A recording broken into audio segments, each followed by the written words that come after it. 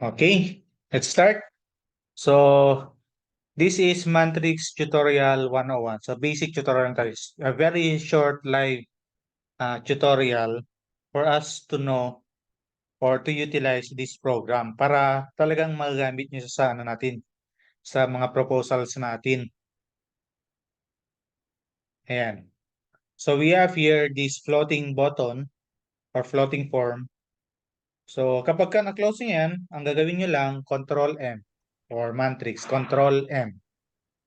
M as Mantrix. So, lalabas ulit siya. Okay? Ayan. So, we have here a few buttons, project scope, sub scope, material price list, labor rate, equipment rate, DUPA input, unit cost data, and then the BOQ, BOM, material specs, and the DUPA. So, paano nga ba natin may utilize itong program? Kasi marami nagsasabi actually, hindi daw nila magamit yung program. Sabi ko, paano hindi magamit yung program? Nagbigay naman ako ng ayun naman. You enable your macro. So, dito muna tayo. Okay? Sige, enable natin yung macro. Yung iba kasi, hindi enable yung macro. That is why hindi nagpa-function yung program. So, first, this program should be open on Windows OS.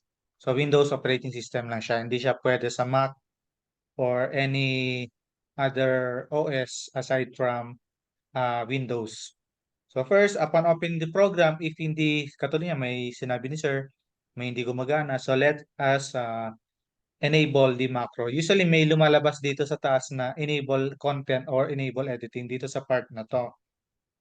So for us to manually enable the macro, click File. So dito tayo sa File. Yan, dito, File. Then Options. Options, di ba? Then Trust Center. Then Trust Center Settings. Then macro settings. So enable natin lahat to. Ayan. Enable natin. So ulitin ko lang po. File, options, then trust center settings, then macro settings. So enable nyo lahat. So yan. Okay, and yan. Okay na yan. So dito muna tayo sa home. Delete natin to.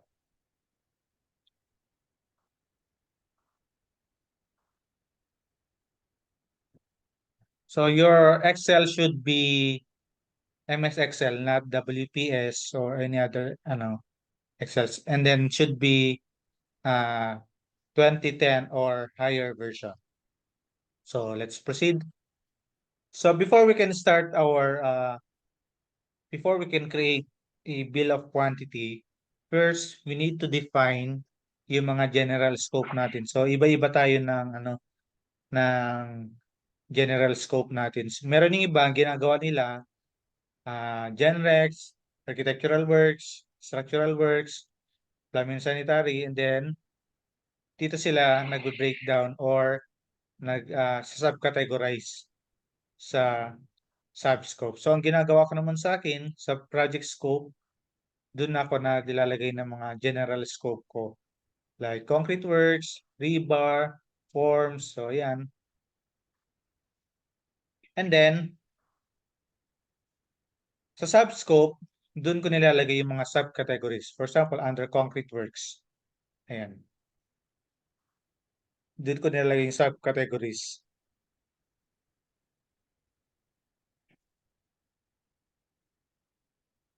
Ayan. So, dito sa sub-scope, you need to always click yung sort button. Bakit? May mga times kasi na kapag ka hindi sila magkakasama, for example, let's say under Tileworks, lagyan ko dito ng Tileworks. Tiles. and then sample scope.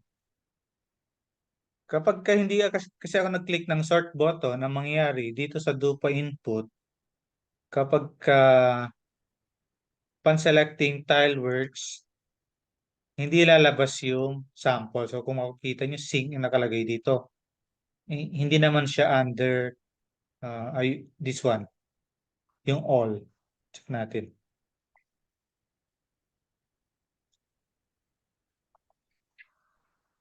So, hindi kompleto yung nakalagay. Di ba? So, you need to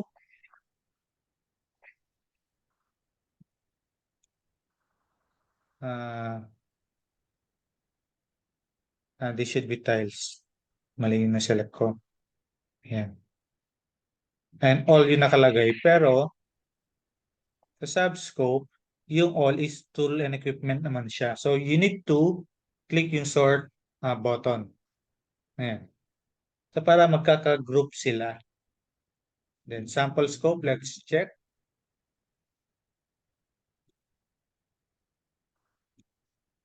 Ayan. So, ayan na yung sample scope. So, naka-group na siya. Kasi dito sa DUPA input natin or sa detailed unit price analysis, upon selecting the scope, for example, concrete works, ang nasa drop-down list niya is under concrete works lang. So, para hindi tayo nalilito sa mga sub-scope natin. Kasi kapag buong sub-scope category nakalagay dito, mahirap, kumbaga malilito tayo. So, hindi nagko-coincide yung mga data. So, that is for project scope and sub-scope.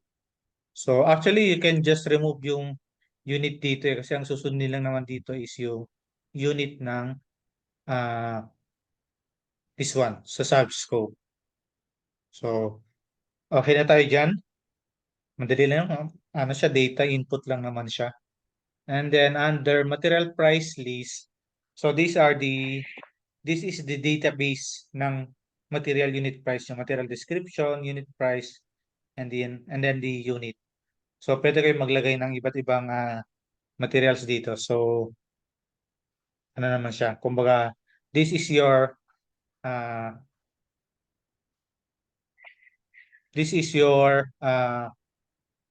database ng materials niya. So you can just for example, ang scenario kasi, for example, di ba nag-estimate tayo. So hindi pa natin alam yung hindi pa natin alam yung unit price ng certain material. So you can just by default you can just input yung range ng ano niya. For example, let's say cornesa, hindi ko alam yung presyo nito. Let's say cornesa na 8 feet. So 8 feet. Hindi ko alam yung presyo nito. So, naglagay muna ako ng default material unit price. Kasi later on, for example, ang ginamit nyo yan, ito yung ginamit nyo na unit price.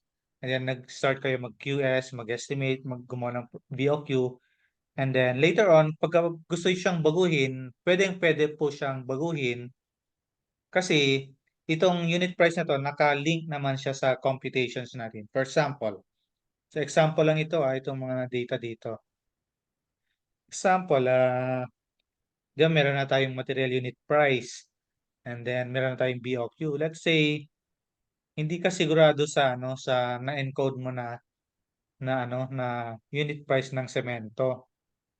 Example lang hindi mo sigurado. So, yung concrete works, hindi mo siya sigurado na tama yung material unit price mo. So, nakapag-generate ka na ng BOQ. So, gusto mo siyang baguhin, pwede po yan. So, for example, let's go to BOM. Then let's check the Portland Cement. So 265 yung nakalagay. So in your assessment, so parang masyadong mataas, 'di ba? So gusto mo siyang gusto mo ilagay yung tamang unit price ng cement. Kaya nakapag-generate ka na ng BOQ. So paano 'yan? So first, I want you to show kung paano madaling mababago yung material unit price and then automatic mababago yung computation sa BOQ, BOM. So as you can see kasi here, Meron kasi tayong material canvas form. So, for example, yun nga, sinasabi ko kanina, you are not sure with the material unit price and then natapos yung costing nyo. So, meron naman tayong material canvas form. So, this is the summary of all the materials na ginamit nyo sa QS work nyo.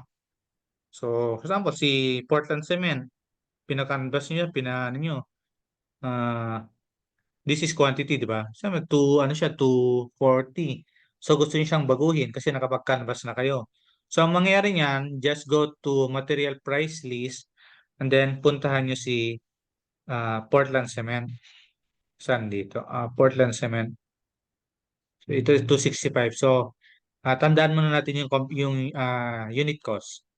8,897, di ba? So, kapag binago natin yan, let's say, bago natin 240 pareho. So, 240, punta tayo sa BOQ, tandaan natin to. Ang gagawin lang natin, we just need to refresh. Refresh lang natin. This one, refresh BOQ. So, 8,897. Refresh lang natin yan.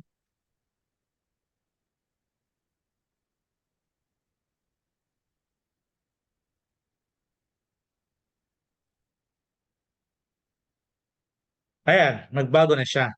Di ba? Then, let's check our BOM. So, refresh din natin to. Ayan, naging 240 pesos per bag. And then automatic, yung mga ano natin, yung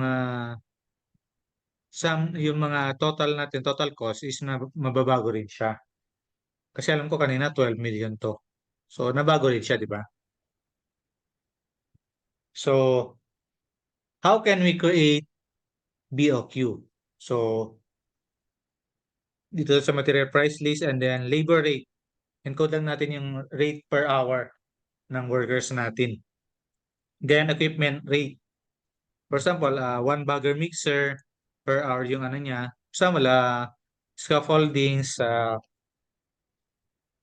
per lot or one time usage, di ba? So 200,000 daw siya. So encode lang natin yan, yung mga rates natin dito kasi di ba kailangan din natin i-consider yung mga equipments natin. So paano tayo mga pag-compute ng unit cost? So delete ko muna to. Ayan. Delete muna natin to. So as you can see, meron tayong red text, meron din tayong black text. So yung red, yun lang yung mga editable na items natin. So those are the editable items. So dito tayo sa DUPA input. So this is just a template calculator para ma-compute niyo yung ma-compute niyo yung unit cost ng isang scope of work. So ang calculation ng per scope natin is per item po siya. So let's first select yung scope. Let's say concrete works tayo. So yung pinaka-okay na, pinaka-mabilis na computein. So concrete works. Let's say concrete works under column footing. So saan galing tong column footing na to? Galing siya dito sa subscope. So naka-input siya dito. You can customize this sa subscope depending on your needs. So kahit anong scope of work, pwede niyo siyang ilagay dito. So sa project scope, kahit anong scope pwede niyo ilagay and then lalabas naman siya dito sa ano natin, sa drop-down list natin. So let's say concrete works, column footing, and then let's say C1 or F1. Di ba? F1. And then, for now kasi itong template na binigay ko sa inyo is the BOM calculator. So, wala pa dito yung yung material take off. Hindi ko pa binigay yung material na take off. So, let's say we have 10 cubic meter of concrete works under column footing. And then, next thing is we need to understand that this DUPA has four parts. First is the material, second is labor, third is the minor tool and equipment, and then fourth is the yung mga markup natin. So dito tayo maglalagay ng mga markup natin. So first, dito muna tayo sa materials. So as you can see here, we have here a drop-down list. So itong drop-down list na to, galing lang din siya dito, kung anong mga in-encode nyo dito. Yan. So kung nahirapan kayong mag-encode or mag-select ng materials natin dito,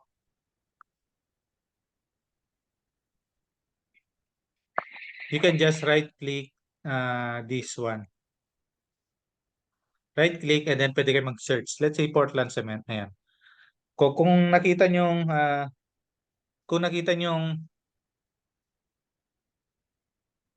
meron na siyang suggestion, just click enter and papasok siya. Let's say 3/4 gravel. Ayan, 3/4 crushed gravel, enter. And then screen sand or fine aggregates. Ayan. So pwede rin dito, naka-drop down list din siya. Or you can just type consumable. So something like that. Okay?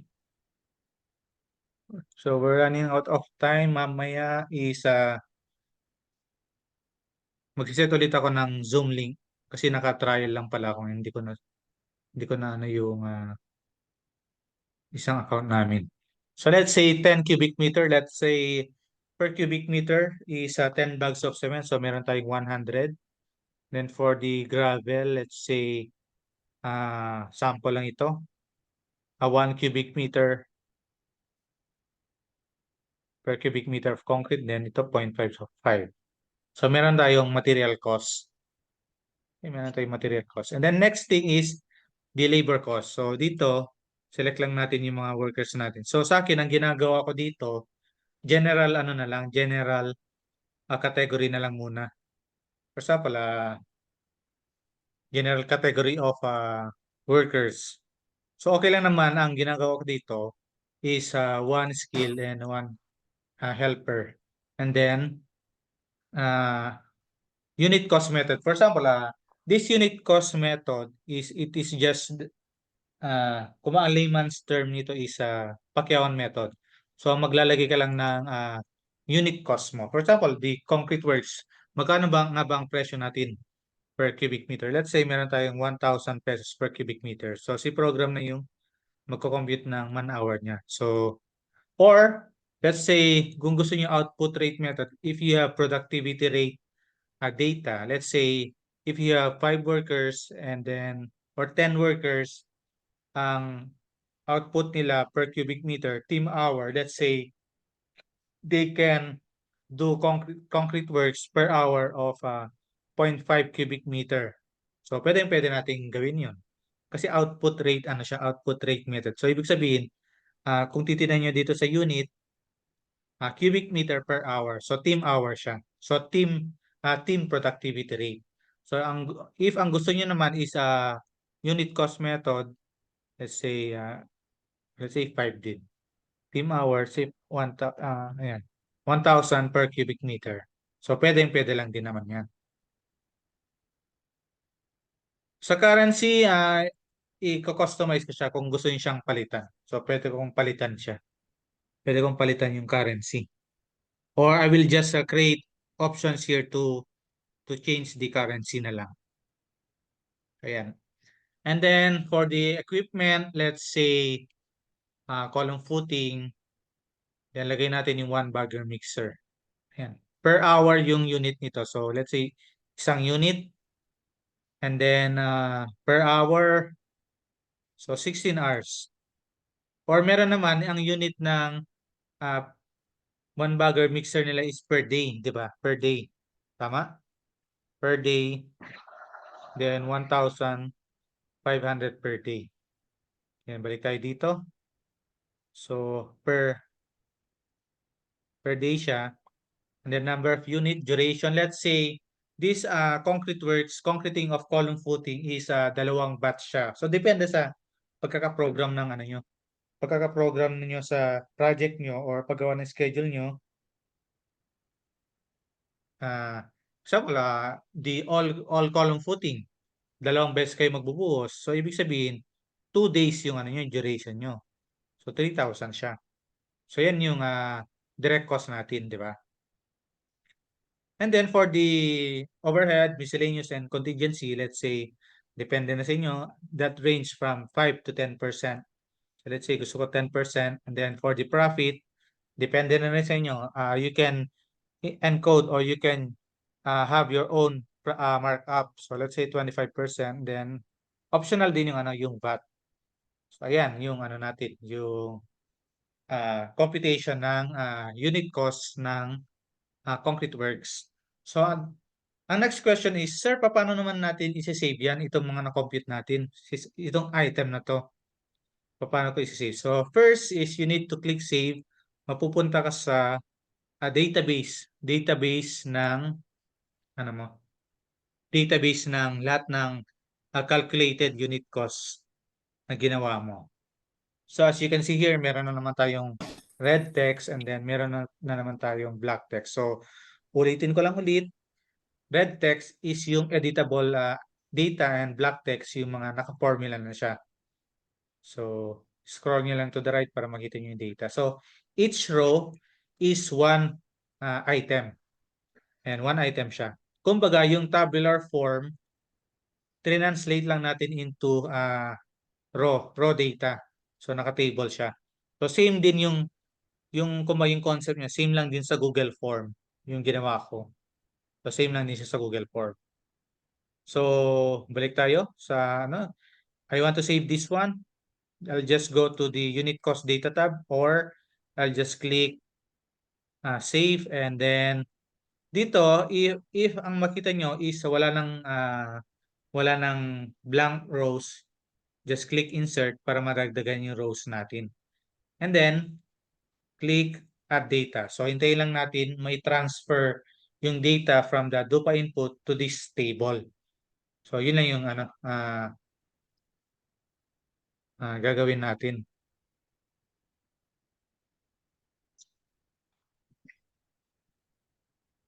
Okay?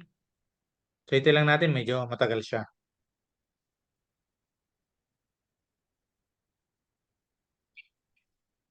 Kasi kaya binebenta ko itong program sa inyo para magamit nyo talaga siya sa kahit anong type of project, di ba? So ayan, na-save na siya. So ang question is, sir, paano naman kung gusto kong i-view? Sabi, di ba na-save ko na to. Sa sir, paano ko i-view yung isang item? For example, I want to view the earthworks under gravel bedding. So earthworks. Ayan, tatarin natin yan. Paano kung may changes sa DUPA? Sige, sagutin natin yan mamaya. For example, I want to view these earthworks. So, ang gagawin ko lang, just go to DUPA or DUPA report. And then we have here the drop down of all the items na na-save nyo. So, puntahan lang natin yung earthworks under gravel bedding. So, yan. Just select and then wait for the program to refresh. Ayan. So, ayan, nakita natin yung natin, yung mga items natin. Let's say concrete works.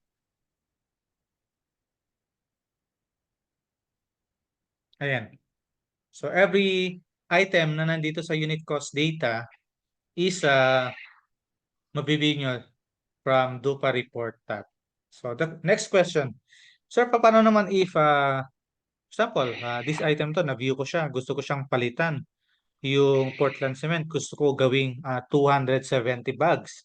And then yung labor ko, gusto ko gawing 1,200. Na-save ko na siya. So, save ko na siya. So, paano natin na gagawin yun? First option is go to unit cost data tab. So, meron na lang tayo 2 minutes. So, magsisend ulit ako ng panibagong link for the part 2. Okay? So, first option is puntahan lang natin yung item. Let's say, anong item ba to? Concrete Works second floor. So, Concrete Works second floor. So, ayan. So, ang ginagawa ko dito, scroll lang ako to the right. Ayan. Let's say we have here, ayan. So, Portland Cement under material number 1 siya. So, ang gagawin ko, pupuntahan ko ulit yung column na material quantity number 1. This one. So, material name 1 siya, material 1, then i-change ko yung quantity dito sa material quantity 1 column. So, I want to change it into 270. Yan. Scroll lang ako to the right. Yan, makikita nyo naman dito yung yung item na gusto nyo i-change.